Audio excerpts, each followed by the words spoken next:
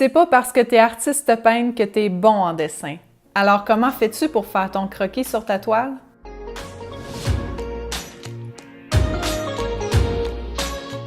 Salut, moi c'est Fanny Duhem. Je suis artiste peintre et je me suis donné comme mission de t'aider à propulser ta carrière d'artiste. Et pour ça, aujourd'hui, je vais répondre à une question qui m'est souvent posée. Comment on fait pour faire son croquis sur sa toile afin de s'assurer d'avoir les bonnes proportions de notre sujet et s'éviter plein de pertes de temps, de correction et de reprise du travail? Pour faire ça, il y a plusieurs façons différentes, mais avant tout, tu dois soit avoir trouvé ton image de référence ou avoir fait ton croquis. Si tu n'as pas vu ma capsule où je te montre comment faire ton croquis à l'aide de Photoshop, je t'invite à cliquer sur le lien juste ici en haut à droite. Donc, une fois que tu as ton croquis puis que tu sais où tu t'en vas, la première chose à faire est de tracer tes lignes repères sur ta toile. Si tu es assez doué pour le faire à main levée, tant mieux, tu vas sauver bien du temps.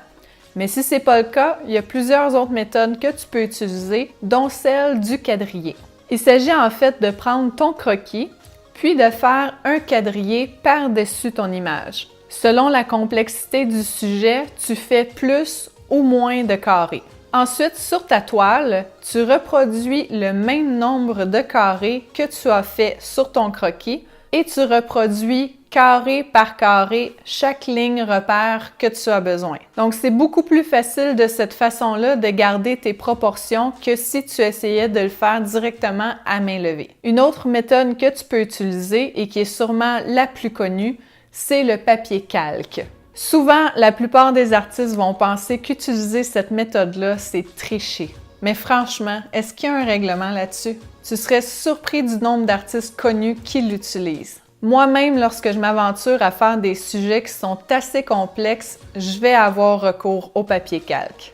Donc, tout ce que tu as à faire pour cette méthode-là, c'est de t'imprimer ton croquis de la grandeur que tu veux le faire sur ta toile. Et ensuite, tu viens mettre ton papier calque par-dessus ton image et tu traces les lignes que tu as besoin, donc les lignes repères. Attention à ne pas trop entracer les lignes inutiles ou celles qu'on est capable de deviner par la suite sur la toile, on va les laisser faire parce que sinon, tu vas te retrouver avec beaucoup trop de lignes sur ton calque et une fois rendu sur ta toile, tu ne sauras même plus quelle zone est claire, quelle zone est foncée ou à quoi sert telle ou telle ligne. Donc, une fois que ton papier calque est prêt, ça te prend un papier carbone. Il y en a soit du noir ou soit du blanc.